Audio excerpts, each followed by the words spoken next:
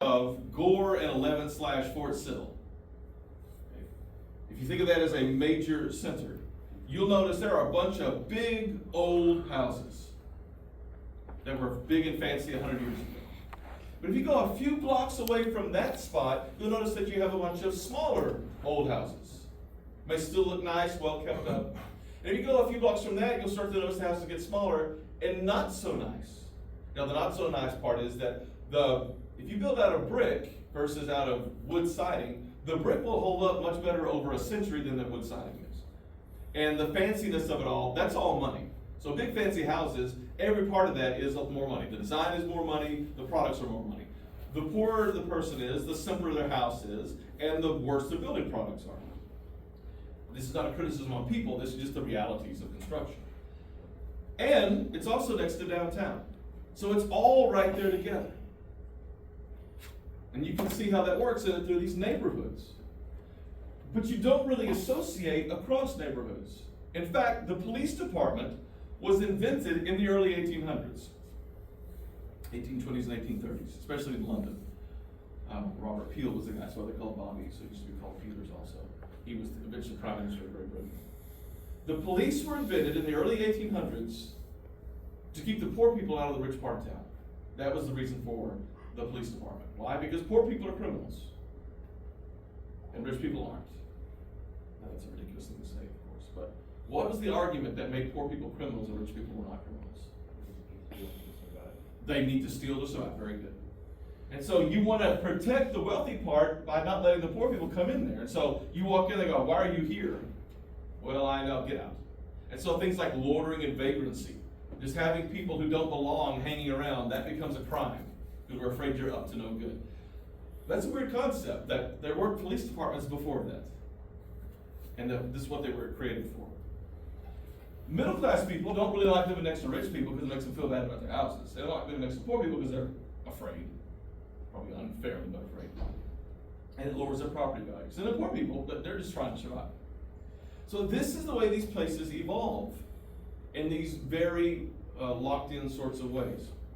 But as people get more access to money, it begins to change some of these realities. So the wealthy people, they don't really need to move. They'll just invest more in building up. And so this may mean neighborhoods, or it may mean bedroom communities. And so you might, if you leave a lot and you drive out, you may reach an area on a road someplace that has a lot of new big houses. So that is certainly possible.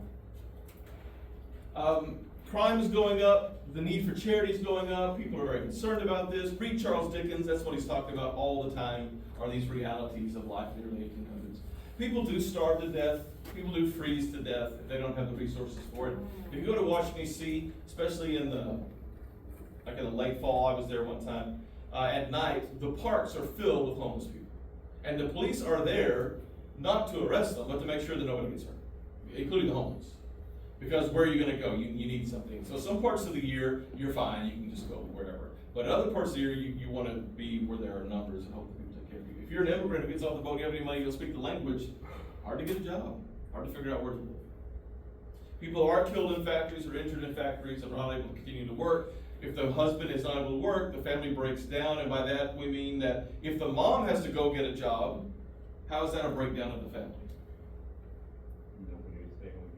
Right, if her job was supposed to be the wife and mother and she can't be that, then the family's breaking down. Now, these are phrases you hear today. Again, they're often more cultural today and maybe not reality, but originally there was a reality there. And then if the kids have to go get jobs, that's not good. So one of the things that's happened in, I'm going to go ahead and say your generation, is a lot of high school students today will say things like, "I don't think I should have to make me go to college or even make me go to high school. Let me just go get a job."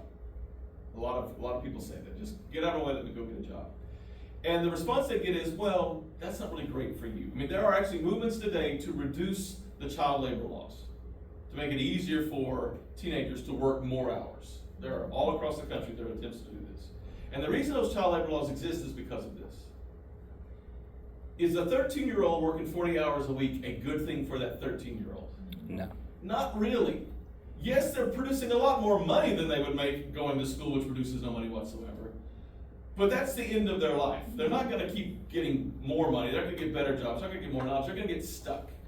So the idea of high school and of college, and mandatory high school specifically, and the concept that we've had for a long time that everybody can and should go to college, is that you get exposed to more stuff that makes you better prepared to then choose your life.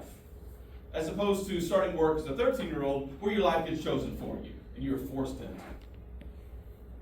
And that's the breakdown of the family, is that if the kids aren't the kids and the wife isn't the wife and the dad can't go out and work, then what happened to this family? It's over. It's just everybody fending for themselves. It's chaos.